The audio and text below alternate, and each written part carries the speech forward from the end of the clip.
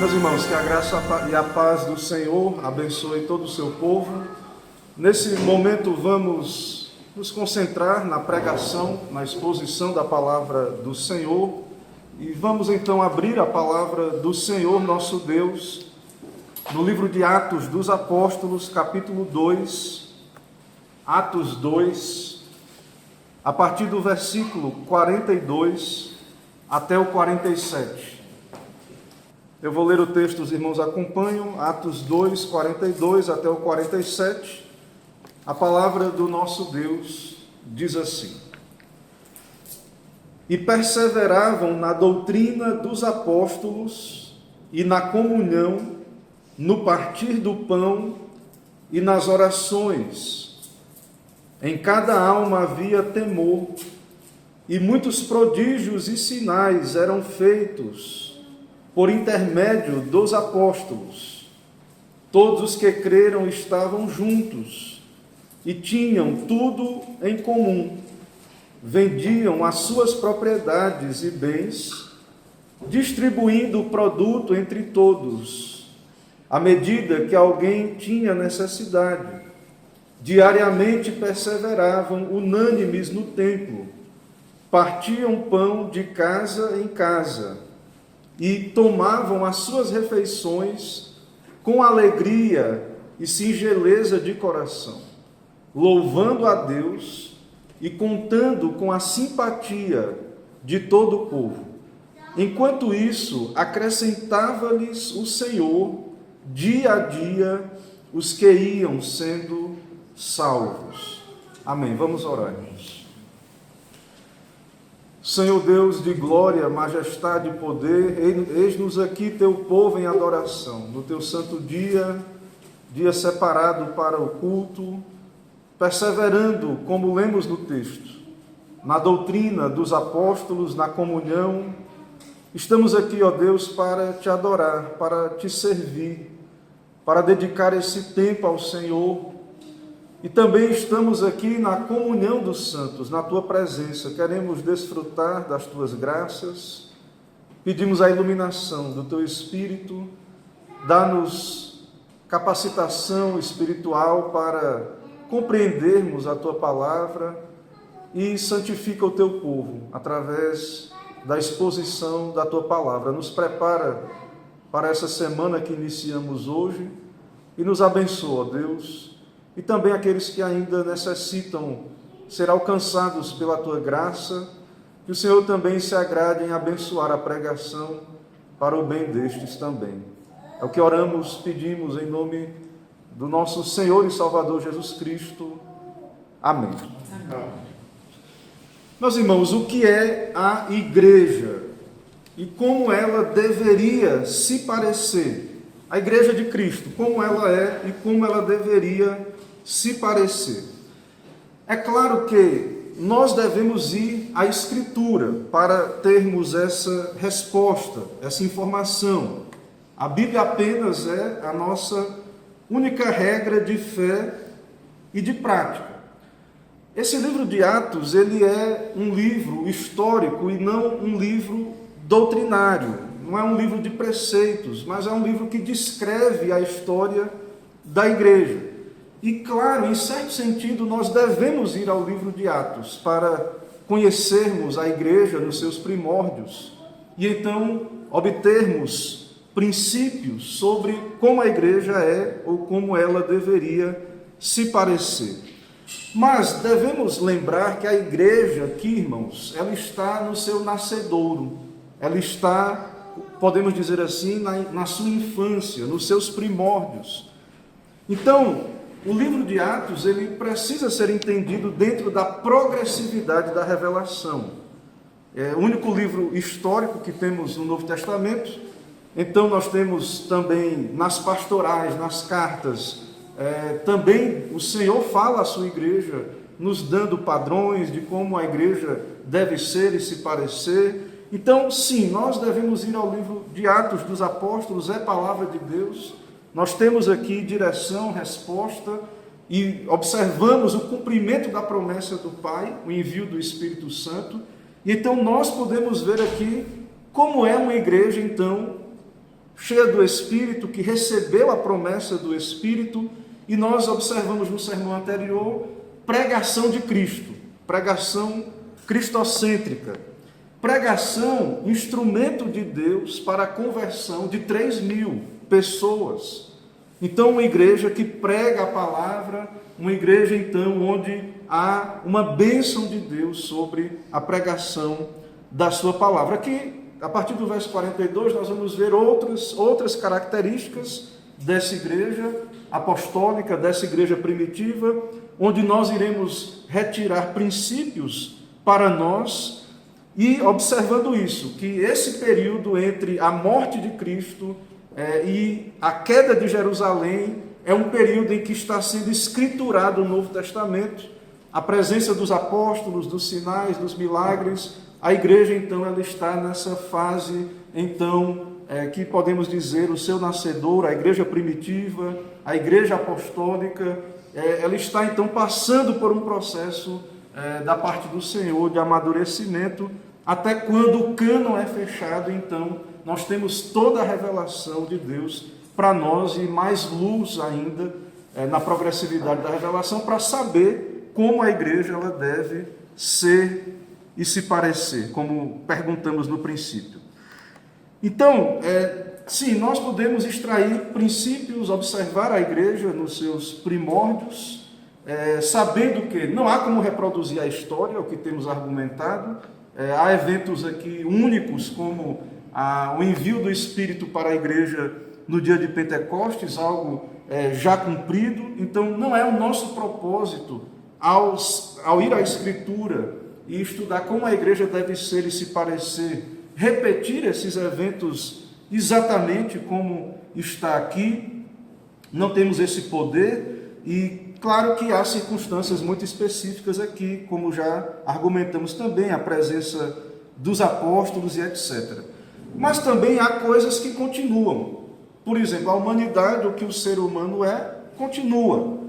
Então, nesse sentido, os pecadores continuam sendo pecadores, os salvos, os justos, aqueles que são convertidos, têm o Espírito, também irão desejar a comunhão dos santos, desejar a doutrina. Então, sim, tem coisas que continuam, que prosseguem a partir deste início aqui na igreja primitiva. Então, nós podemos observar, sim, o que acontece a partir do livro de Atos com a igreja, quando então é uma igreja que, claro, a igreja tem o Espírito Santo, mas pela graça de Deus, então, ela é cheia do Espírito Santo e da palavra de Deus. Então, esse é o propósito de observarmos esse texto. Não é voltarmos a um período da igreja específico, da história, mas vermos que há princípios para a igreja hoje. Então, como falei, a igreja que tem a bênção aí, a promessa cumprida do Espírito Santo, é uma igreja que prega a Cristo. Um tipo de pregação ousada, onde também, pela graça de Deus, pessoas são quebrantadas, levadas à convicção de pecado, e pela obra do Espírito Santo, convertidas ao Senhor.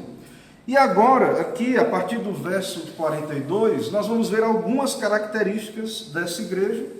E no verso 42 diz: e perseveravam na doutrina dos apóstolos e na comunhão, no partir do pão e nas orações. Nós temos aí 4 características. Alguns acabam nos seus sermões dividindo esses 4 pontos, comentando estas características. Há outras características no texto da igreja, na sequência, e essas características todas, irmãos, elas estão num pacote, elas estão em conjunto, elas estão conectadas umas às outras, e, claro, elas fluem da palavra, da doutrina, da obra do Espírito Santo na igreja. Mas o que é a igreja, então, segundo o Novo Testamento, segundo observamos no livro de Atos? O que é essa igreja?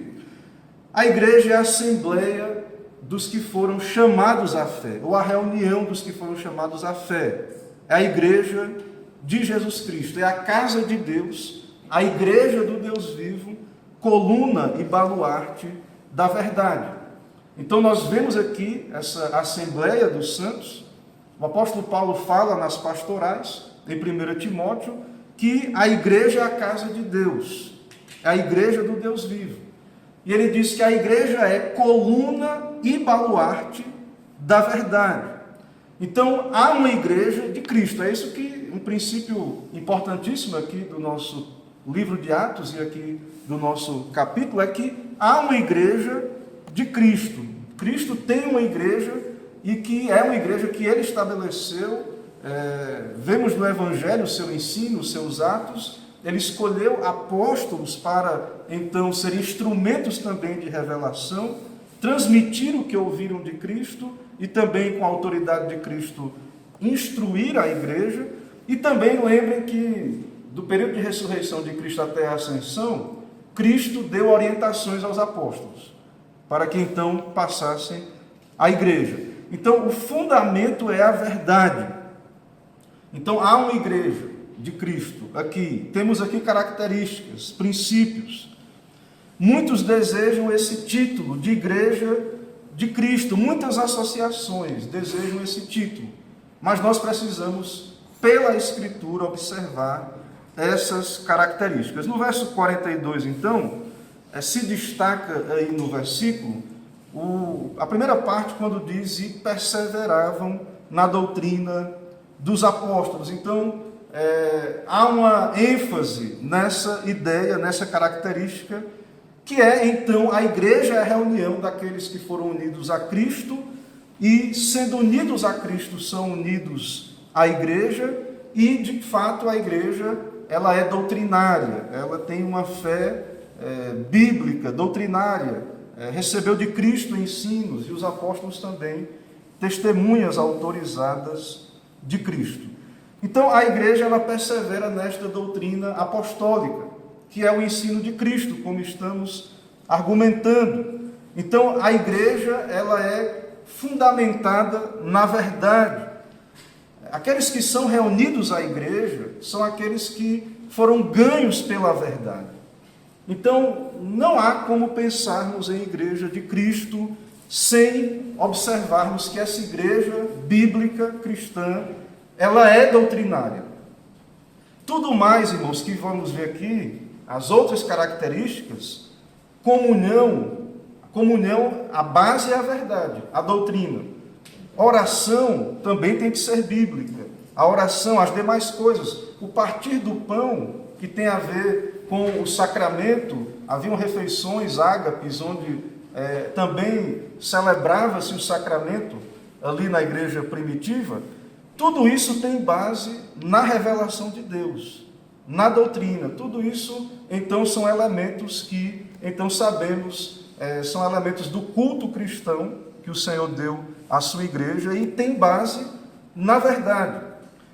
Então, a doutrina, a verdade é a base para tudo mais na igreja, e é o que une a igreja.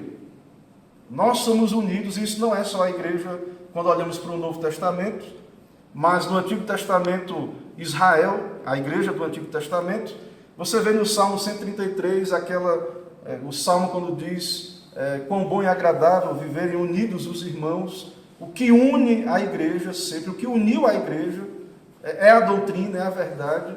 Já haviam diferenças ali entre os judeus, várias tribos, 12 tribos de Israel, lugares geográficos diferentes, e havia unidade na verdade. Então, o que une as pessoas é a doutrina. Então, a igreja persevera na doutrina, na comunhão, no partir do pão e nas orações. Então, a base de tudo isso é a verdade, é a mesma fé. E, no caso aqui, nós vemos que a igreja, ela, nesse momento histórico, ela está no mesmo lugar em Jerusalém. Já se converteu 3.000 pessoas. E perceba que o texto vai dizer mais na frente que eles partiam o pão de casa em casa.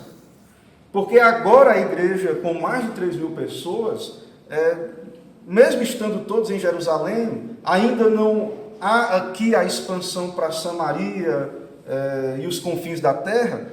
Então a igreja já está num tamanho que necessita o uso de outros espaços para essa comunhão. Mas é uma igreja só, a mesma doutrina, a mesma fé. E a igreja ela está, então, em comunhão.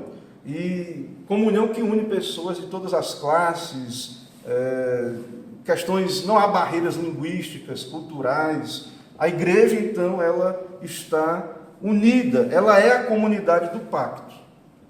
A igreja, então, reúne pessoas de todas as nações, pessoas de idiomas diferentes. Ela é uma instituição de Deus e é o que podemos chamar comunhão dos santos. Então, por mais que depois, aqui ainda não, a igreja se espalhe, ela vai, então, se expandir por Samaria até os confins da terra, mas a igreja, então, ela tem a mesma fé, a mesma verdade, a mesma doutrina, que é o que vemos nas cartas de Paulo, por exemplo, quando Paulo diz em Efésios 4, de 4 a 5, há somente um corpo e um espírito, como também foste chamados, numa só esperança da vossa vocação.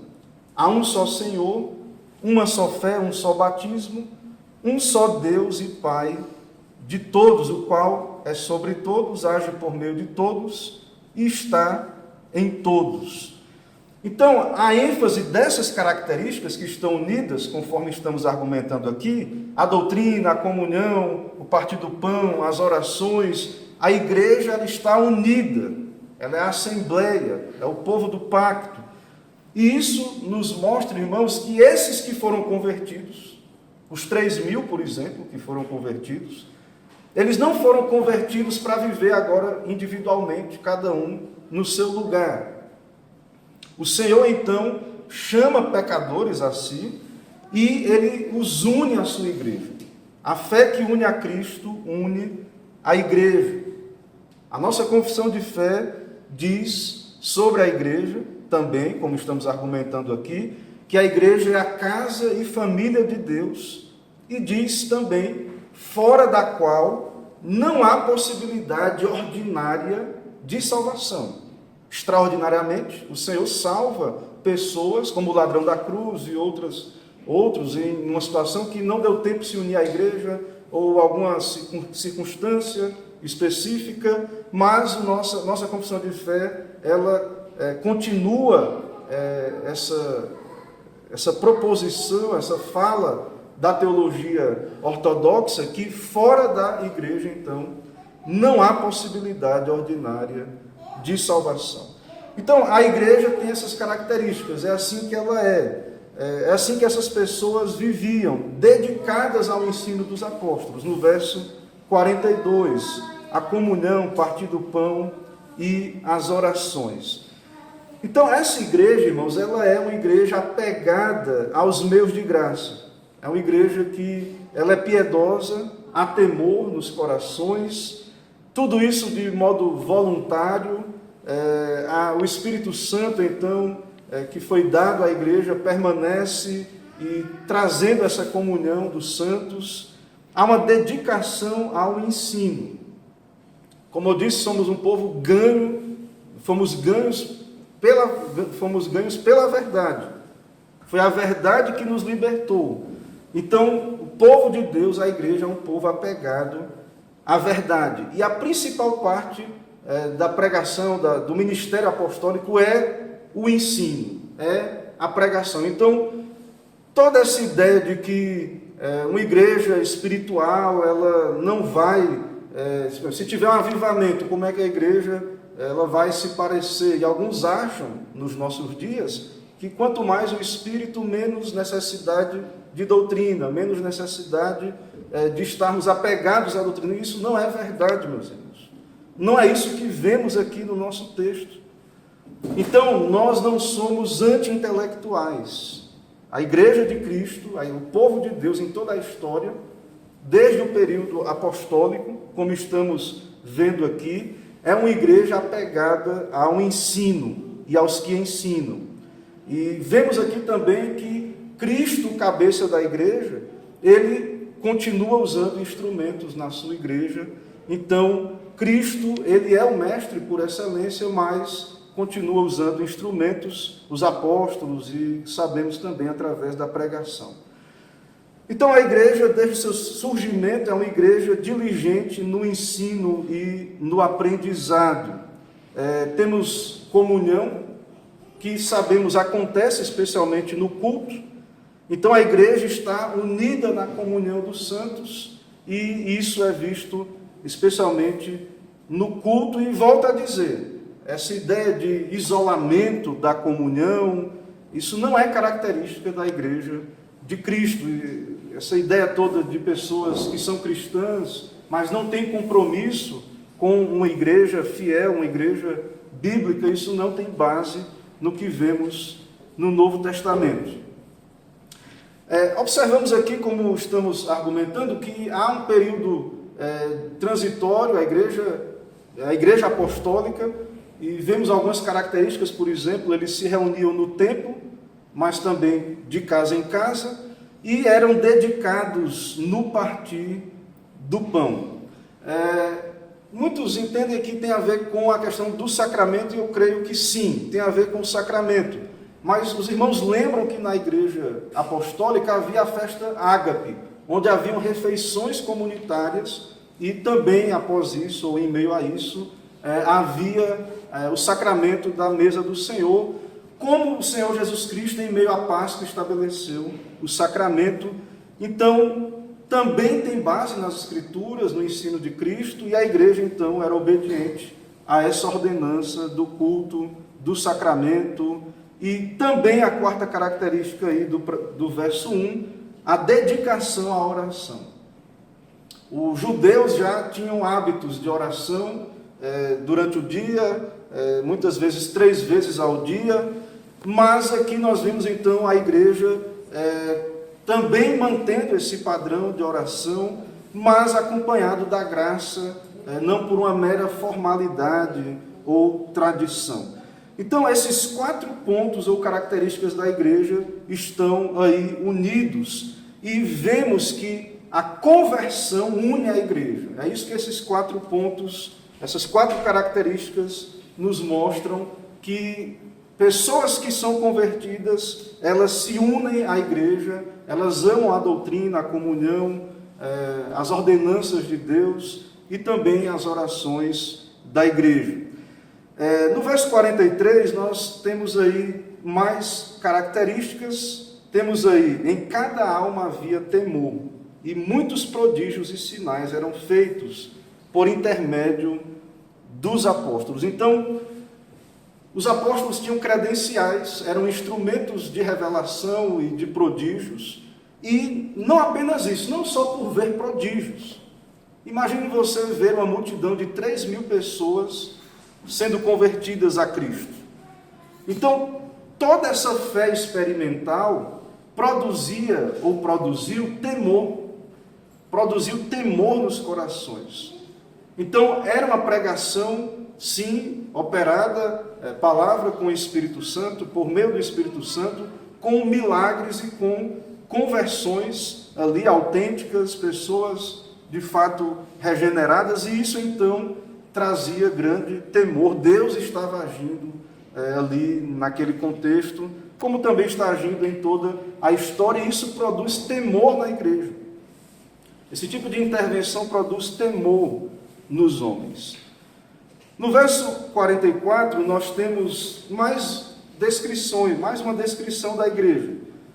Todos os que creram estavam juntos e tinham tudo em comum. Mais uma característica da comunhão dos santos, essa perseverança na unidade, na comunhão. Então, uma marca da igreja é que há essa união com Cristo, mas com os irmãos, volto a dizer. Uma comunhão, um cuidado com os irmãos. Então, essa unidade da igreja, ela é vista na vida comunitária e na benevolência de uns para com os outros. Então, uma das marcas aqui da igreja apostólica é, então, a congregação, esse prazer, essa alegria, essa comunhão, e que também é manifesta aqui no cuidado com os necessitados.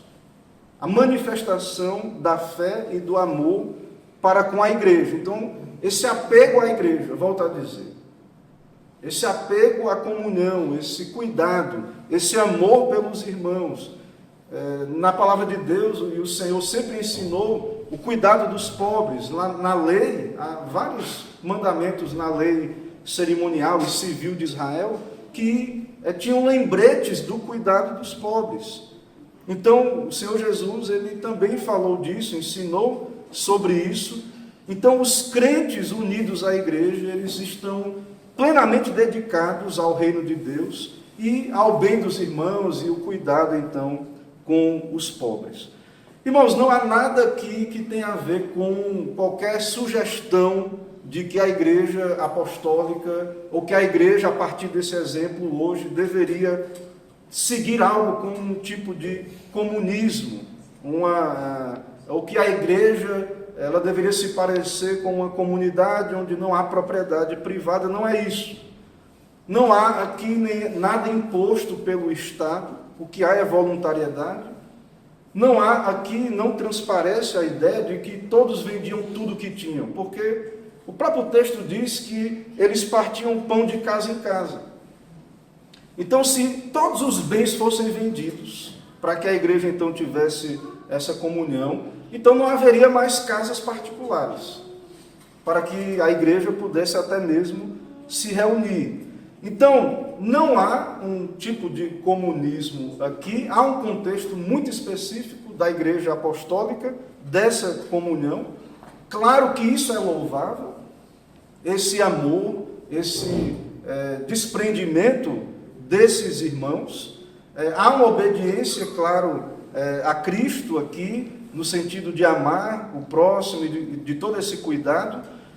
Mas se todos vendessem tudo, até mesmo como continuar a obra de cuidado dos pobres? Se todos tivessem vendido tudo, então não é isso que está acontecendo aqui no nosso texto. Mais na frente haverá uma sessão que tratará do caso de Ananias e Safira. E vai ser dito ao casal que o que eles tinham estava em poder deles.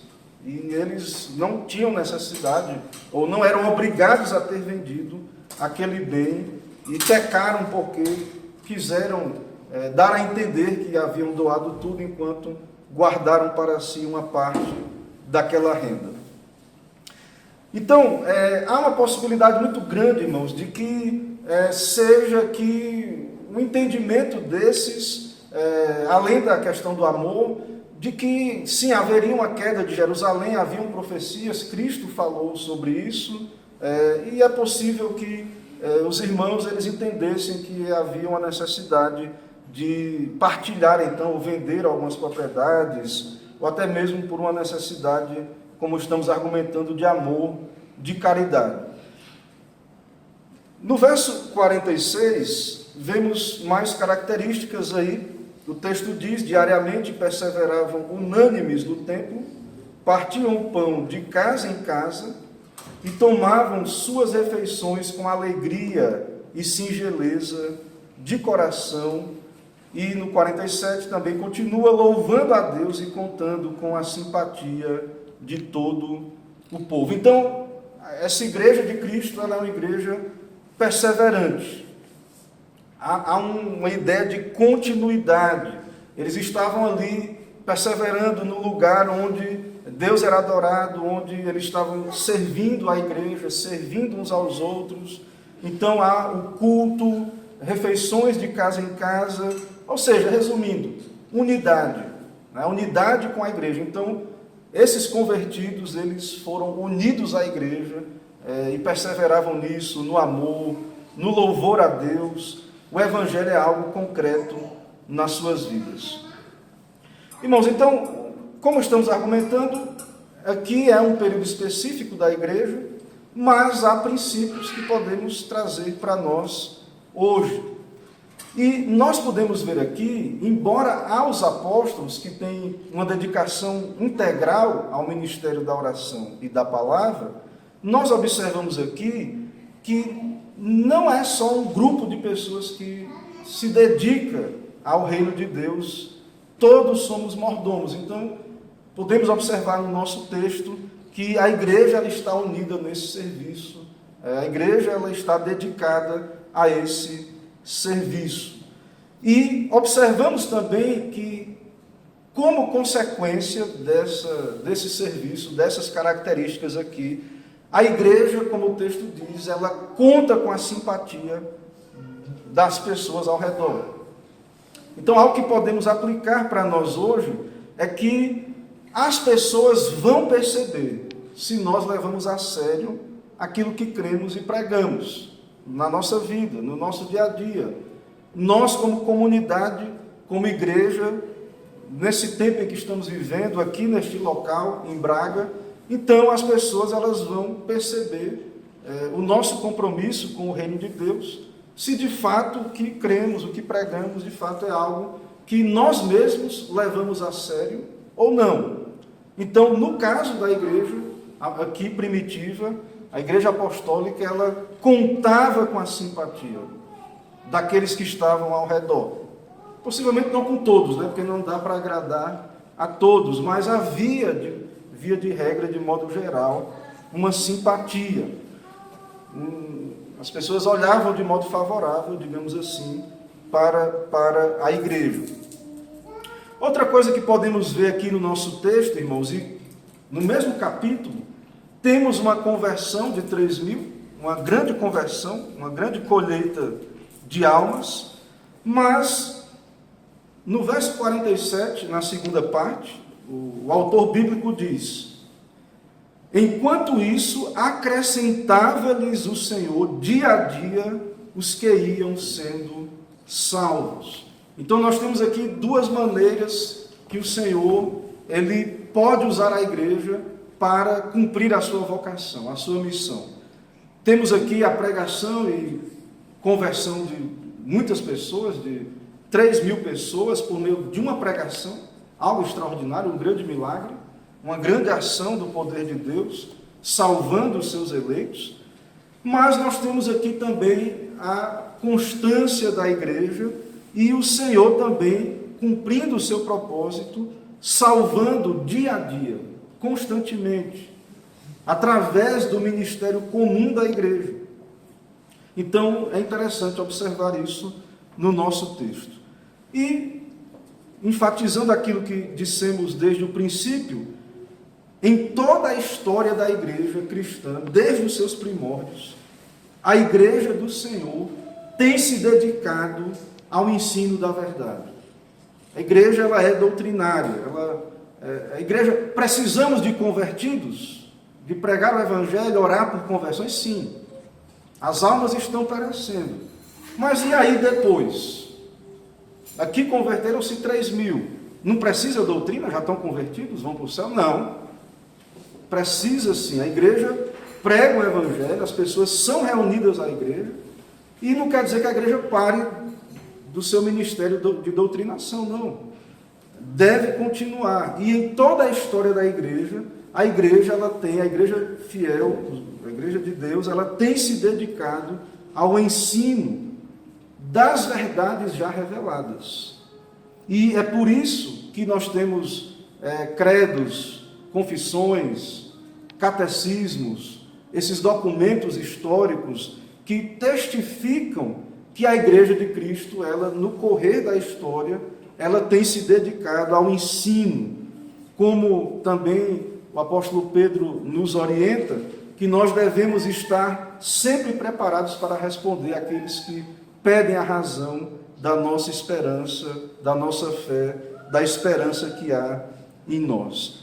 Então, o evangelho, a salvação está acontecendo, Deus está salvando os seus, Deus está resgatando os seus eleitos, isso é real, a salvação, a conversão, e então essa salvação, ela une a igreja ao povo do pacto. Essa salvação, ela não é, embora há uma salvação individual, mas o Senhor então está salvando um povo, e a salvação, o evangelho e a conversão nos traz à igreja, e estando na igreja então teremos o Espírito Santo, e teremos esse prazer no ensino, na comunhão, no partir do pão, nas orações, e tudo mais que temos aqui nessas características da igreja, que vemos aqui e podemos, por princípio, então, entender que a igreja ela deve, então, perseverar e continuar tendo estas características.